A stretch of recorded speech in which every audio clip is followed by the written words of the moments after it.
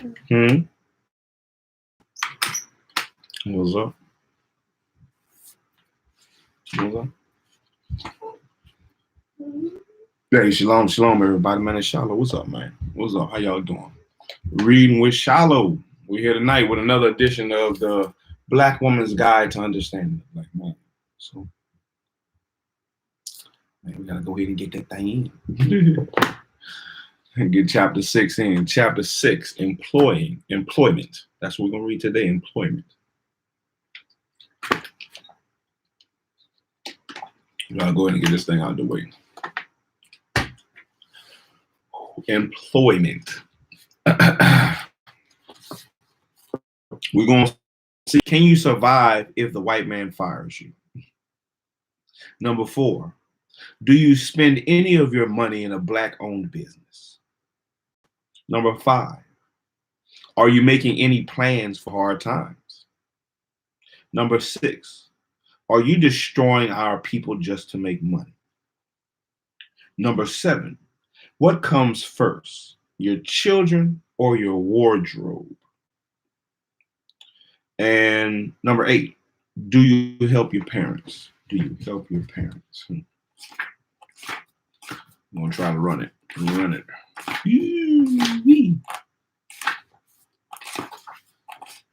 Oh, Lord. It's a long, long chapter. Oh, it's a whole lot. I'm going to try to run it down. I'm going to run it. All right, chapter 6, employment. In the fall of 1991, Tony Brown, a boldly speaking black man journalist, revealed in one of his sizzling syndicated columns that he had found out from a recent government report that the most successful small business in the 1980s were operated by white males who earned on the average about 200 grand per year. Asian men came in second, making a little over 100,000 per year, with Hispanic men taking third place with almost 70,000 per year. Black men struggled in last place, grossing about $50,000 annually. Brown further attested that blacks comprise 12% of the U.S. population, but that black businesses generate less than 1% of all business receipts. We thank Tony Brown for staying on the case year after year and periodically calling attention to economic matters that impact on black dollars. A few years back, Brown announced that black organizations spend $16 billion every year hosting their annual national conventions in white-owned hotels, restaurants, airlines, and other companies connected with getting to and from the conventions. These black organizations, numbering nearly 1,000, meet to address social and financial issues. They organize and do good works for their communities, provide scholarships, and distribute information. The discovery of them spending $16 billion a year to keep together to discuss South Africa, poverty, illiteracy, drugs, and crime in the black community is monumentally embarrassing, especially since many of the problems on their agendas can be eliminated with money and human resource people. No one knew they were handling such big bucks, and sadly, it still has not occurred to them to consider pooling such a vast amount of money and building their own convention centers, one in each of the 4 corners of America, to keep these dollars among themselves. They could hire many of the African American employees currently working at the white-owned hotel, who are already trained to do that kind of work. Of course, none of this will ever happen because black men would rather die and go to hell before they would agree to place $16 billion in the possession of another black man for safekeeping. So the European-owned convention industry is not holding its breath waiting to see what's going to happen, because they already know that their convention facility calendars are already booked for use by black organizations. Reserved through the year 2000, reservations continue to be made after Tony Brown announced how much money was leaving the black community and flying into the wallets of white hotel owners. It doesn't seem to matter what color the flag is when it comes up to signal an important financial discovery. The flag, which is the information, is either ignored or ripped to shreds. Taking on big projects to create jobs for themselves without endorsement of the white man is not appealing to the black man. He finds it easier to work for someone else. The U.S. Labor Bureau reports that trends predict by the year 2000, women will make up to 50% of the workforce. We already here. We already here. Let me see. Trends predict by the year 2000, women will make up to 50% of the workforce. Robotics can pinch out a living doing slow menial work requiring only the five senses or gargantuan strength. But these leaf raking, foot dusting positions have vanished. And modern technology is biting at the heels of other middle skill steady jobs.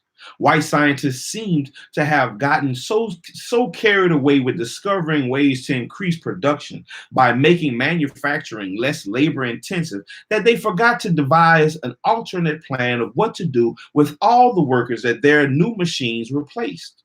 Black men and black male youth bear the brunt of this predicament.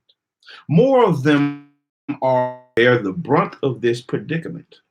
More of them are out of work or untrained to work than the males in any other nationality inland. Many black men report that they know for a fact from experience that black women are given preferential treatment in the workplace and often snatch jobs from under their feet. They imply that the women should step back and let them get at the head of the line to get work. Public outcry from black feminist organizations absolutely reject this idea as one designed to stop the economic progress of women, or as just another excuse the black man makes for not finding a job. But right, the reasons of pecking order and natural law, by right, the reasons of pecking order and natural law, the black man should receive preference for employment because he is responsible for the condition of the rest of his people, the women, the children, and the senior citizens. He is the one who is in authority, and his leadership for defense, protection, and decision making should be supported.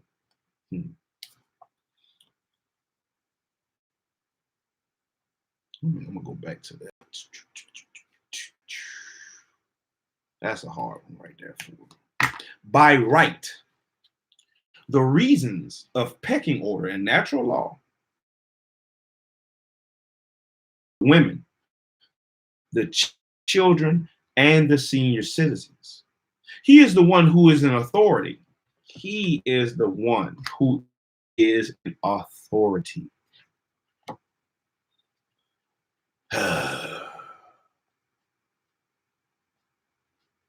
And this is only the by right of pecking order and natural law. This is the natural law. By natural law, he is the one who is in authority, and his leadership for defense, protection, and decision making should be supported. In 1931, the National Education Association reported that 75% of all American cities banned the employment of white women if it would take a job away from a white male trying to support his family. This was during the Depression era and represented one of those unspoken rules among white males to support maintenance of their authority, both in the home and on the job. While this appears cruel and unfair to women who justifiably have a need to earn a living and advance their careers, the male psyche demands self-preservation as the first priority, or as a first priority.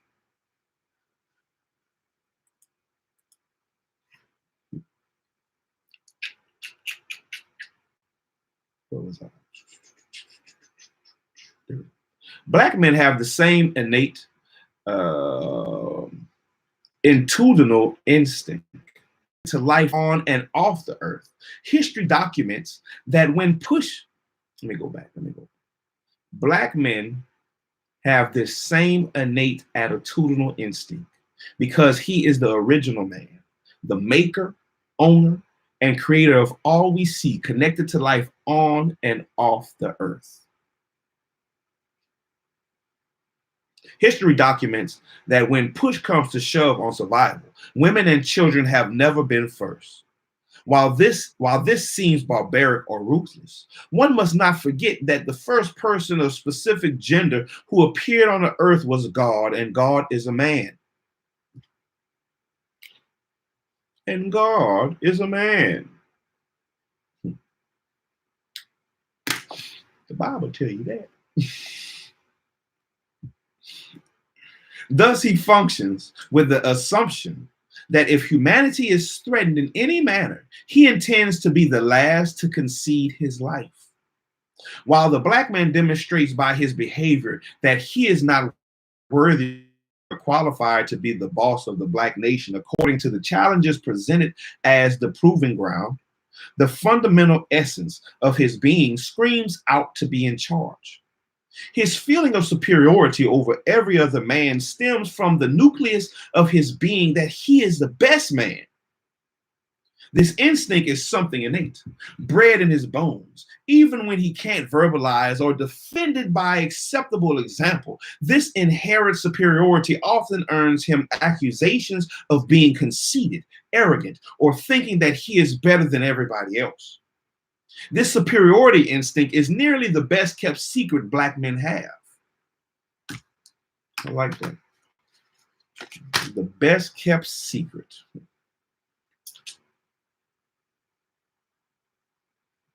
This superiority instinct is nearly the best kept secret that black men have. Both drive and instinct are natural reactions, but they can be altered by training, which can turn into a habit and eventually consider the norm. So today, black men try to make it perfectly clear that they don't think they're better than anybody else. They recite, I don't think I'm better than anybody else. Not me. I know I'm better. I know it. I don't think that I'm better than anyone else. I think I'm just as good as any other man. I'm not superior, but I'm not inferior either. I just want to be equal. I'm not any different from any other man.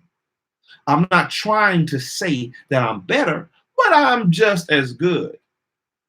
Imagine the frustration they must feel from wanting to vocalize and act out their superiority, but must stifle these claims because of his status.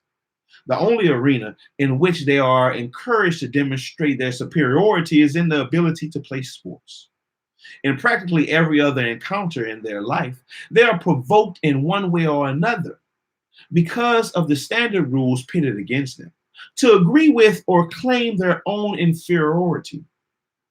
The source of this pain is rooted in every aspect of his daily life, and it is a pain that he doesn't think he can do anything about.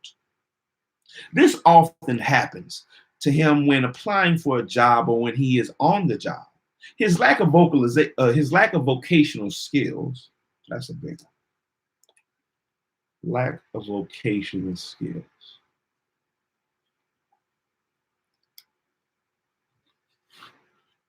I definitely think is a good thing for men to get some type of vocational skills. Carpentry, masonry, construction, welding, something. Machine mechanic. I think you should most of them things under your belt anyway from jump. You should have most of them things under your belt as a man, you know. To me. You know, if I plan on having a house, who gonna fix my house? I should be able to fix my own stuff. I should be able to do my own plumbing. I should be able to manufacture my own stuff. You know, if I need this part, what if I can't go to the